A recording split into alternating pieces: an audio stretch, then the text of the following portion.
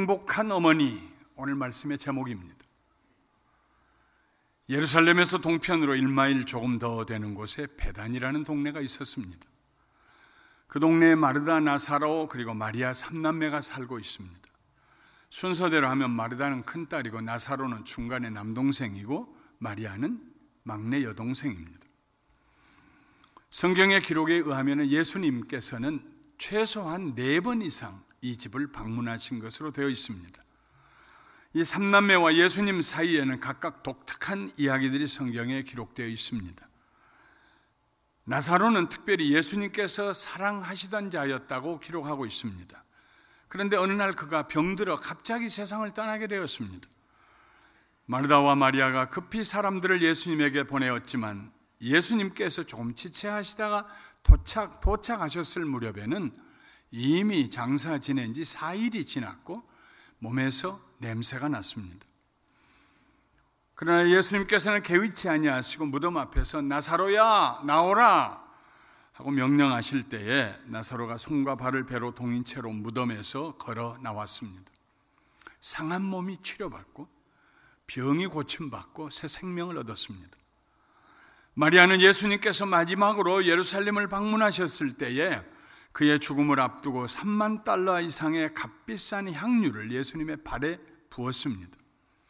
가룟 유다가 이 향유를 어찌하여 300데나리온에 팔아 가난한 자들에게 주지 아니하였느냐고 마리아를 책망했습니다. 그때 예수님께서 내버려 두어라. 그녀가 이 향유를 간직해 둔 것은 내 장례를 위한 것이다. 내 장례를 위해서 모아놓은 것이다 하고 마리아를 두둔해 주셨습니다. 마르다의 경우는 좀 특별했습니다.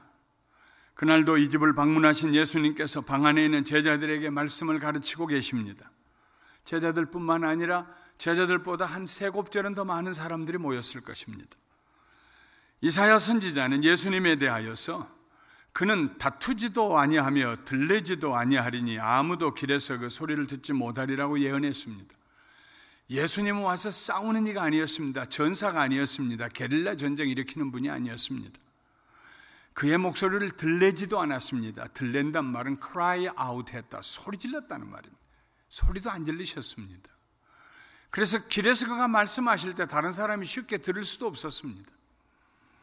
예수님 자신도 나는 마음이 온유하고 겸손하다고 말씀했습니다. 이로보건대 예수님은 평소에 조용하고 부드러운 목소리로 말씀을 가르치셨을 것입니다. 가르치는 사람이 조용히 가르치면 듣는 사람은 더 조용해집니다. 선생님의 목소리가 크면 애들도 더 시끄러워집니다. 모든 사람들이 조용하게 예수님의 말씀을 듣고 고개를 주악거리면서 은혜 받고 있는데 갑자기 방문이 열리면서 마르다의 가시돋친 높은 하이톤의 음성이 방 안에 있는 사람들을 움찔하게 만들었습니다. 주님, 내 동생이 모든 일 나 혼자 하도록 내버려 두고 있는데도 그냥 보고만 계십니까? 나를 좀 도와주라고 하십시오. 다른 말로 하면 내 동생에게 가서 내 언니 좀 도와주어라. 혼자 식사 준비하느라고 애쓰는구나. 좀 이렇게 한마디 해주시면 뭐 안 됩니까? 이런 얘기입니다. 누구네 집에 초청을 받았는데 그 집 주인한테 이렇게 무한에 가까운 말을 들으면 얼마나 바늘방석에 앉은 것 같겠습니까? 마르다가 이런 말을 할 정도였다면 한편으로는 예수님과 이 3남매의 관계가 얼마나 가까웠는가를 우리가 쉽게 추측할 수 있습니다. 그럼에도 불구하고 마르다의 말이 너무나 급한 말, 너무나 당황스러운 말이었기 때문에 모두가 예수님을 쳐다보았을 것입니다. 마리아와 나사로도 무한한 얼굴로 예수님과 마르다의 얼굴을 번갈아 쳐다보았을 것입니다. 그렇게 말하고 난 마르다 자신도 부끄럽고 화가 났을 것입니다. 사람이 왜 화가 나느냐 하면 화를 냈기 때문에 더 화가 나는 법입니다. 조금 전까지만 해도 은혜롭던 분위기가 갑자기 얼어붙었습니다. 누군가가 이 어색한 분위기를 누그러뜨릴 수 있는 지혜로운 말을 해야만 했습니다. 서로 얼굴을 쳐다봤습니다. 팻 홀트와 그레이스 캐터만이 함께 지은 책 소리 지르는 엄마, 귀 막는 아이들이라는 책에는 왜 엄마들이 소리를 지르는가, 엄마가 소리 지를 때 아이들이 어떤 반응을 보이는가, 어떻게 하면 소리 지르는 습관에서 벗어날 수 있는가에 대하여 기록하고 있습니다. 이 책의 머리 서두에는 캐서린이라고 하는 한 여인의 이야기로 이 책이 시작이 됩니다. 캐서린은 40대 초반의 매력적이고 이지적인 여성으로서 대기업에 근무하고 있었습니다. 상상해 보세요. 40대 초반, 자식들이 이제 사춘기에 이르렀다는 말입니다. 이지적이고 매력적이었다. 자기 몸 가꾸는데 시간이 부족한 여인입니다. 대기업에서 일하고 있습니다. 할 일이 많습니다. 그녀가 저자에게 이렇게 말했습니다. 제가 아이들에게 소리 지르는 탓에 아이들과 사이가 더 멀어진 것 같아요. 19살의 큰아들은 집을 나갔고 그보다 2살 적은 아들, 둘째 아들은 거의 밖에서 살다시피 해요. 그나마 집에 들어오면 우리는 서로 소리 지르기가 일쑤입니다. 15살인 막내딸은 저를 피해만 다니니 대화를 전혀 할 수가 없어요. 저는 소리 지르다가 이렇게 세 아이를 모두 잃어버렸습니다. 저자들은 엄마들이 소리 지르는 7가지 이유를 들고 있습니다. 모두가 한결같이 소리 지를 수밖에 없는 이유들입니다. 첫째로 스트레스가 심할 때, 다른 일들로 인하여 스트레스가 엄청나게 쌓인 상태에서 아이들을 만나면 엄마가 소리를 지르게 된다고 했습니다. 그러므로 아이들을 위해서 엄마는 최상의 시간과 최상의 감정을 먼저 준비하고 아이들을 만날 수 있어야 합니다. 준비된 상태에서. 둘째로 한정된 시간에 너무 많은 일을 해야 할 때에 엄마들은 소리 지릅니다. 소리 지르지 않으려면 엄마는 사전에 준비해야 합니다.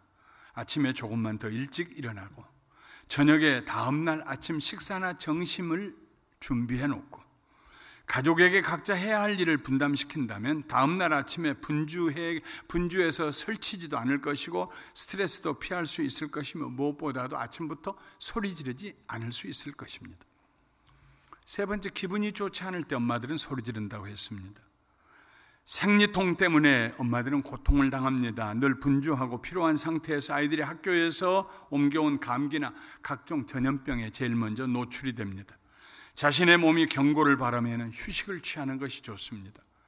나 몸이 불편하다고 누울 수 있는 용기가 필요합니다. 기분이 좋지 않을 때는 할 일을 줄이고 다른 사람의 요구도 미안하다고 거절할 수 있어야 합니다. 네 번째는 무력하다고 느낄 때 소리를 지릅니다. 엄마들은 자신들이 무력하다고 느낄 때 소리를 지릅니다. 할 일은 많아 끝도 없고 자신의 능력은 도저히 거기에 미치지 못한다고 느낄 때 소리를 지르게 됩니다. 속담에 이런 말이 있습니다. 능력의 한도를 넘으면 지푸라기 하나를 더 얹어도 낙타 등골이 부스러진다. 낙타가 얼마나 등이 튼튼해요.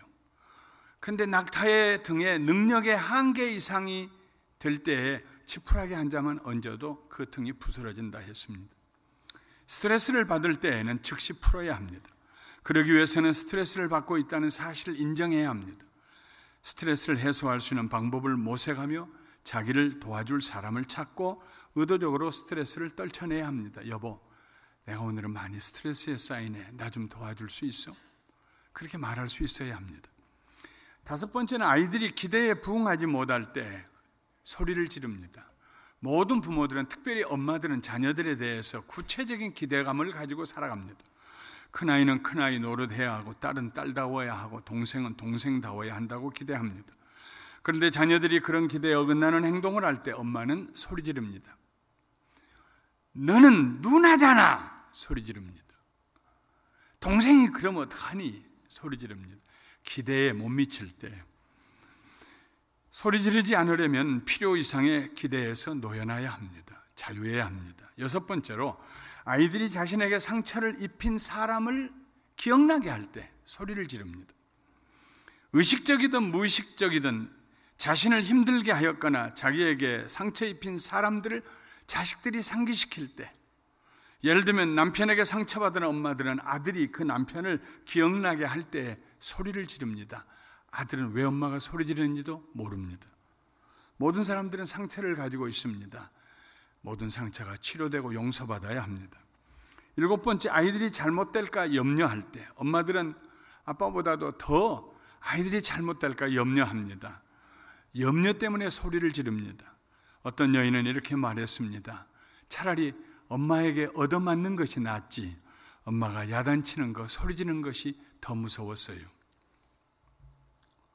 왜 마르다가 목소리를 높였을까요? 마르다가 말할 때 아주 스윗하게 말했을 것 같습니까? 톤이 높았을 것입니다. 음성이 날카롭고 말의 내용도 굉장히 날카롭습니다. 마르다의 목소리가 높아진 까닭은 염려 때문이었습니다. 적어도 예수님을 따라다니는 사람들이 수십 명은 되었을 터인데 모든 여인들은 손님들에게 따뜻하고 맛있는 음식을 대접하고 싶은 인지상정을 가지고 있습니다. 마르다도 그랬습니다. 그런데 그 많은 사람들의 음식을 혼자서 준비합니다. 남동생 나사로는 그렇다 치더라도 적어도 여동생 마리아는 부엌으로 나왔어야 되지 않느냐는 말입니다. 문을 열고 틈으로 흘낏 쳐다보면 여전히 예수님 발밑에 앉아 있어요. 한참 있다가 또 문 열고 보면 여전히 앉아 있어요. 참을 수가 없었어요. 스트레스는 쌓여가고. 누구라도 마르다와 같은 형편에 처했다면 그렇게 역정을 냈을 것입니다. 이 세상의 모든 어머니들은 다 바쁘고 지친 사람들입니다. 어머니들이 자주 하는 이야기가 있습니다. 일이 터도 없고 끝도 없네. 아무리 해도 집안일이란 끝이 없습니다. 내일 해야지. 그리고 잠자리에 듭니다. 몸이 부서지는 것 같네. 저녁 식사 짓기 전에 다 마쳐야 하니까 쉴 시간이 없습니다. 10분도 소파에 앉을 시간이 없습니다. 손에 물이 마를 날이 없네. 물에 젖은 손을 내려다보면서 깊은 한숨을 쉽니다. 이런다고 누가 알아주기나 하나. 이렇게 자조 섞인 말을 할 때쯤이면 눈가에 이슬이 맺히기 시작합니다. 이 세상에 어머니의 마음보다 더 순수한 마음은 없습니다. 남편에게나 자식에게나 더 좋은 것 먹이고 싶고 더 깨끗한 옷을 입히고 싶은 것이 어머니 마음입니다. 그러나 아무리 수고하고 애써도 가족들은 늘 투정합니다. 부족하다고 생각합니다. 불평합니다. 도대체 만족이라는 단어를 모르는 사람들과 살고 있는 것 같습니다. 고맙다거나 감사하다는 말을 언제 들어봤는지 기억에도 없습니다. 온 식구들이 저녁 잘 먹고 TV 앞에서 떠들썩할 때 어머니는 식탁으로 몇 번을 왕래하며 그릇 가져다가 설거지를 합니다. 갑자기 혼자 남아있는 느낌을 가지게 됩니다. 서럽습니다. 외롭습니다. 이렇게 되면 어머니는 설거지를 하다 말고 혼자 훌쩍거립니다. 뒤늦게 남편이 왜 우느냐고 물어보아도 대답하지 않습니다. 남편이 몇 번인가 물어보다가 버럭 화를 냅니다. 재수없게 집에서 여자가 울고 그래요. 그러면 어머니는 우는 내가 바보지 하고 마음문을 걸어 잠깁니다. 어머니가 바쁘다고 느낄 때의 감정은 죄책감입니다. 매일매일의 생활 속에서 자신의 일을 제대로 처리하지 못하고 있다는 죄책감이 어머니의 마음에 자리 잡게 됩니다. 그리고 그 죄책감이 어느 시점에 이르면 분노로 표출이 됩니다. 아마도 그날 마르다의 느낌이 그랬을 것입니다. 방 안에 있는 사람들과 격리되어 있다는 느낌. 방 안에 있는 사람이 가끔 할렐루야 아멘 하는데 자기는 왜 할렐루야 아멘 하는지도 모르고 있는 느낌. 자기 능력의 한계. 식사를 대접해야 할 시간은 점점 다가오는데 준비되지 아니하는 식탁. 이런 중압감이 마리아로 하여금 갑자기 음성을 높이게 했을 것입니다. 마르다가 참다 못해 방문을 열고 한마디 했는데 그렇게 하려고 하진 않았는데 엉뚱하게 예수님에게 원망의 화살이 날아갔습니다. 주님, 그냥 보고만 계십니까? 그때 예수님께서 부드러운 음성으로 마르다에게 이렇게 대답하셨습니다. 마르다야, 마르다야, 네가 많은 일로 염려하고 근심하나 몇 가지만 하든지 혹은 한 가지만이라도 족하니라. 마리아는 이 좋은 편을 택하였으니 빼앗기지 아니하리라. 무엇보다도 마르다의 이름을 2번 부르심으로 예수님은 마르다에 대한 따뜻한 사랑을 표현하셨습니다. 마르다야, 마르다야, 네가 많은 일로 염려하고 근심하는구나. 예수님께서 마르다의 감정을 이해하셨습니다. 그 염려와 근심이 얼마나 큰지 잘 알고 계셨습니다. 누군가는 그 많은 손님들을 위하여서 식사를 준비해야 합니다. 예수님께서 마르다에게 우리 밥 안 먹어도 돼, 이리 들어오너라 하지 않으셨습니다. 예수님은 마르다로 하여금 무거운 짐을 가볍게 짊어질 수 있는, 염려와 근심에서 노연할 수 있는, 기쁨을 회복할 수 있는 2가지 비결을 말씀해 주셨습니다. 첫 번째 비결은 먼저 일의 양을 줄이라고 말씀하셨습니다. 일의 양을 줄여라. 반찬을 몇 가지 만들 것인가는 언제나 주부의 결정에 달려 있습니다. 여러 번 끓이는 중탕을 하는 음식을 만들 것인가, 아니면 끓이지 않고 그냥 찬물에다 대충 버무려서 먹는 음식을 만들 것인가, 주부의 생각에 달렸습니다. 여러 가지 재료를 넣는 델리케이트한 음식을 만들 것인가, 아니면 빵과 치즈만 준비해서 물병 몇 개 하고 소쿠리에다가 빵 담아가지고 내려놓을 것인가, 이것도 주부의 마음먹기에 달려 있습니다. 누가 뭐라고 합니까? 주부가 선택할 수 있죠. 주부가 내릴 이런 결정들은 그녀의 시간과 능력과 재정적인 여유에 달려 있습니다. 시간이 넉넉하고 여러 사람들이 곁에서 도와주며 많은 식품 재료를 구입할 만한 재정적인 여유가 있다면 얼마든지 맛있는 음식을 여러 가지 준비할 수 있습니다. 주부들은 음식 준비 많이 해서 대접하는 것이 기쁨이니까요. 그러나 이런 여유들이 없으면 형편에 맞게 준비해야 합니다. 자기 형편을 분별할 수 있는 지혜가 마르다에게 있었다면 그날 마르다는 소리 지르지 않았을 것입니다. 10가지 재료를 넣고 만든 음식도 먹는 사람 입안에 들어가면 한 가지 맛입니다. 만드는 사람만 수고하죠. 지혜 있는 여성이 되어라, 마르다야. 여러 가지 하느라고 염려할 것 없다. 한 가지만이라도 족하다. 둘째로 예수님은 마르다에게 바른 선택을 하라고 가르쳐 주셨습니다. 마르다야, 네 동생 마리아는 이 좋은 편을 택하였으니 빼앗기지 아니하리라. 이 좋은 편이 무엇입니까? 마르다는 풍성한 식사 대접을 해야 한다는 생각만 하고 있었습니다. 마리아처럼 예수님의 말씀을 들어야 한다는 생각은 하지 못하고 있었습니다. 하고 있었지만은 식사 준비가 제대로 안 돼서 들어가지 못하니까 아마 더 속상했을지도 모릅니다. 만일 마르다가 그날 빵그릇과 물병만 가지고 방으로 들어와서 예수님의 발 앞에 앉아놓고 자, 돌아가면서 잡수세요, 그리고 고개 쳐들고 예수님의 말씀을 들었다면, 그랬다고 해서 방 안에 있는 사람들이 이렇게 손님을 소홀히 접대합니까? 누가 불평하겠습니까? 예수님은 마르다에게 잘 먹는 것보다 더 중요한 일이 있다고 말씀하셨습니다. 잘 입는 것보다 더 중요한 일이 있다고 말씀하셨습니다. 그것은 예수님과 연결되는 일이었습니다.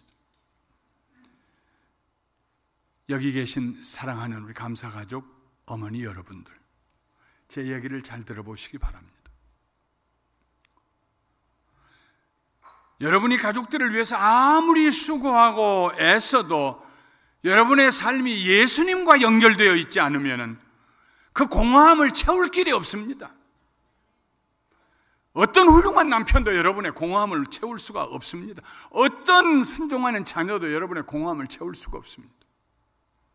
아무리 화장을 잘하고 나가도 공허함을 채울 수 없습니다. 예수님에게 연결되어 있지 않으면.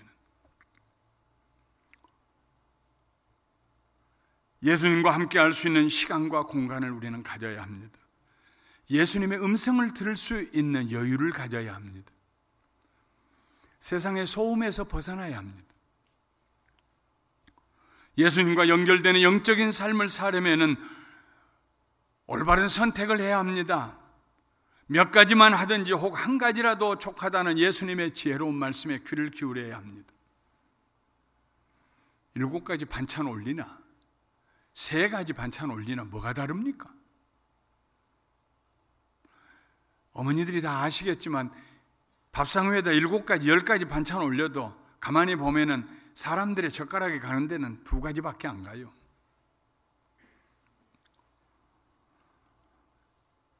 일곱 가지 반찬 만들 시간 3가지 만드는 것으로 줄이고 그 시간에 기도하고 성경 읽어야 합니다. 외모를 단장하는 시간도 줄이고 TV 보는 시간도 좀 줄이면서 예수님에게 연결되어야 합니다. 어머니의 마음이 가족에게만 연결되어 있으면 자주 낙심하고 눈물 짓게 될 것입니다. 그러나 어머니의 마음이 예수님에게 연결되어 있으면 기쁨이 충만하게 될 것입니다.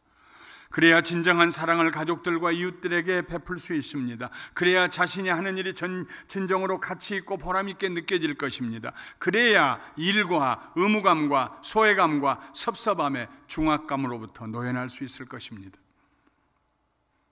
도저히 견딜 수 없는 환경이었지만 그녀 자신이 예수님에게 연결되어 있었기 때문에 넉넉히 이겨내고 역사 가운데 존경받은 여인이 되었던 수산나 웨슬리라고 하는 목사님 사모님이 있습니다. 수산나는 1669년 사무엘 웨슬리 목사님의 25명의 자녀 중에 막내로 태어납니다. 아무리 생각해도 어떻게 25명을 낳았는지 이해가 안 됩니다. 근데 옛날에는 절반은 아이가 자라기 전에 세상을 떠났습니다. 그녀는 어렸을 때부터 헌신적인 신앙생활을 했습니다. 그녀는 어린 시절에도 밖에서 노는 시간보다 더 많은 시간을 성경 읽고 기도하는 데 사용했습니다. 1688년에 사무엘 웨슬리라고 하는 젊고 가난한 목사에게 시집을 갔습니다.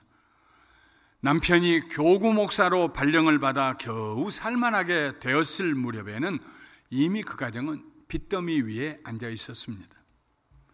그녀의 남편 웨슬리 목사님은 돈을 관리하는 재주가 없어서 손을 대는 일마다 손해를 보았습니다. 이 젊은 목사님 부부도 많은 자녀들을 두었어요. 19명의 자녀를 두었습니다. 9명은 나서 얼마 안 되어서 하나님 나라 갔습니다. 그러나 남은 10명은 잘 길렀습니다. 웨슬리 목사님은 그의 부인을 사랑했지만 성격이 부드럽지 못해서 가정은 언제나 독재적인 군주가 다스리는 곳이 되었습니다. 한 번은 아내와 가벼운 말다툼 끝에 수산나 사모님과 자식들을 1년씩이나 모른 척하고 외면하고 방치해 둔 적도 있습니다. 그러나 수산나는 넉넉하지 못한 생활과 그저 그녀 자신의 질병 가운데서도 자녀들을 기르는 일에 최선을 다했습니다. 아이들에게 하나님의 말씀을 가르쳤고 딸들이 읽는 것을 다 배울 때까지는 절대로 가사를 돕지 못하게 했습니다. 그녀의 아들들 가운데서 그 유명한 요한 웨슬레 목사님과 찰스 웨슬레가 나왔습니다. 요한 웨슬레 목사님은 감리교를 시작한 세기의 부흥설교가였고 찰스는 수많은 찬송가를 만들어낸 음악가입니다. 수산나 사모님은 어디에서 그런 힘을 얻었을까요?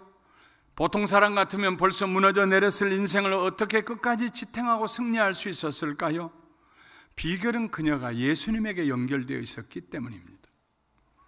수산나는 매일 아침 아이들에게 공부를 가르치기 전에 1시간씩 기도하고 성경을 읽었습니다.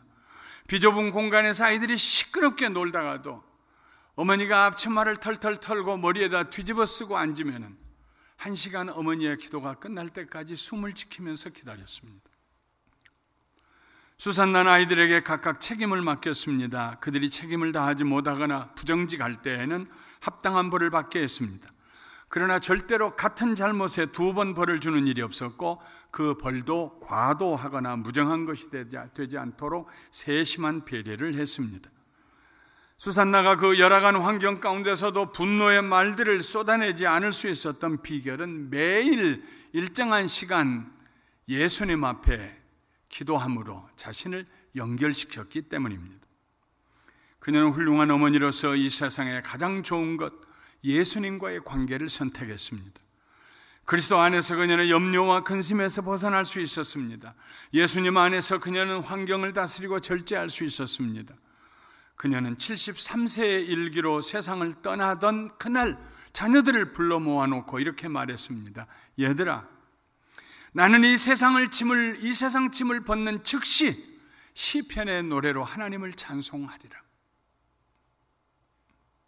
사랑하는 어머니 여러분, 예수님의 말씀을 여러분의 가슴에 새겨 두십시오. 마르다야, 마르다야. 여러분의 이름을 부른다고 생각해 보십시오. 아무개야, 아무개야. 네가 많은 일로 염려하고 근심하나 그러나 몇 가지만 하든지 혹 한 가지만이라도 족하니라. 일의 분량을 선택할 자유가 너에게 있지 않느냐. 지혜롭게 해라. 세상 끝날까지 다 끝낼 일은 없다. 구석에 좀 오늘 못한 빨래 있으면 어떻습니까? 청소 좀 덜 끝났으면 어떻습니까? 그거 뭐 다 끝나야 뭘 하겠다고 하면은요, 소리 안 지를 수가 없어요. 몇 가지도 되고 한 가지만으로도 족하다. 마리아는 이 좋은 편을 택하였으니 빼앗기지 아니하리라. 마르다야, 너도 이 좋은 편, 나와 교제하고 나와 연결되는 이 좋은 편을 택하지 않겠니?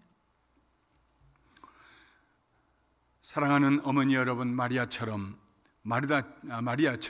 좋은 편을 선택하시기 바랍니다. 예수 그리스도와 연결되는 삶 속에서 세임과 능력을 얻는 좋은 편을 택하시기 바랍니다. 여러분의 삶이 조금 더 단순하게 될 수 있도록 정리정돈하십시오. 그리고 매일 일정한 시간에 예수님을 만나십시오. 예수님에게 여러분의 마음을 쏟아놓으시고 위로받으십시오. 지혜를 얻으십시오. 능력을 얻으십시오. 우리를 알아주실 분은 예수님이십니다. 말씀을 마치겠습니다. 성경에 기록된 대부분의 이야기들은 충분한 결론이 없습니다. 대부분의 성경에 기록된 이야기는 그 다음은 어떻게 됐을까? 우리로 하여금 궁금하게 만듭니다. 그런데 성경에 기록된 이야기에 덧붙여져야 될 결론, 덧붙여져야 될 완결되어야 될 설명, 이것은 우리의 몫입니다. 성경이 우리에게 묻습니다. 그 다음은 어떻게 하면 좋겠냐? 네가 만일 마리아였다면 어떻게 하겠니? 네가 만일 마르다였다면 그 예수님 말씀 듣고 어떻게 하겠니? 성경의 결론이 불분명할 때 언제나 성경은 우리에게 너 같으면 어떻게 하겠니? 하고 묻습니다. 만일 여러분들이 마르다였으면 어떻게 하시겠습니까?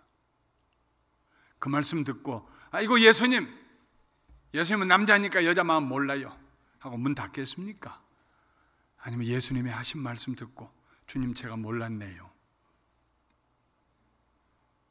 주님 가르쳐 주신 두 가지 마음에 기억하고 살겠습니다.